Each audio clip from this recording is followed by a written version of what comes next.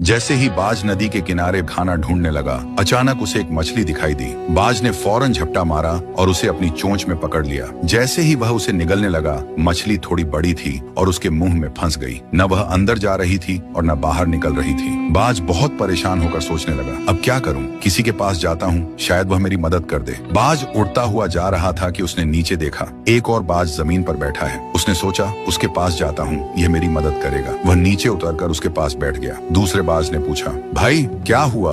मुंह में मछली लेकर क्यों घूम रहे हो? पहले बाज ने इशारे से कहा कि मछली निकाल दो। दूसरे बाज ने अपनी चोंच से मछली निकाल दी। जैसे ही मछली निकली, पहला बाज बोला, दोस्त, तुमने मेरी बड़ी मुश्किल हल कर दी, लेकिन तुम यहाँ जमीन पर क्यों बैठे हो? दूसरा बाज बोला, भाई नीचे देखो, यहाँ जाल बिछा हुआ है, मैं इसमें फंसा हुआ था, अब तुम भी फंस गए हो। पहला बाज अफसोस से बोला, मैं एक मुसीबत से निकला था और दूसरी में फंस गया। तभी यहाँ से एक लुमड़ गुजरता है। बाज ने कहा, लुमड़ भाई, हमें इस जाल से निकाल दो। लुमड़ ने कहा, ये बहुत मुश्किल काम है, मैं नहीं कर सकता। पहला बाज बोला, अब ऐसा करते हैं, कुछ और पक्षियों को बुलाते हैं। ऊपर से कुछ बाज गुजर रहे थे। नीचे वाले बाज ने आवाज दी तो वह सब नीचे आ गए और वे भी जाल में फंस गए। सब परेशान होकर बोले, अब क्या होगा? ये जाल एक लेपर्ड ने बिछाया था। लेपर्ड आया और देखा कि बहुत सारे बाज जाल में फंसे हुए हैं। वह खुश होकर उनकी ओर बढ़ने लगा। एक बाज बोला, मेरे पास जान बचाने का एक तरीका है। दूसरा बोला, जल्दी बताओ, लेपर्ड आ गया है। पहला बाज बोला, सब ध्यान से सुनो, हम सब मिलकर एक साथ उड़ने की कोशिश करें।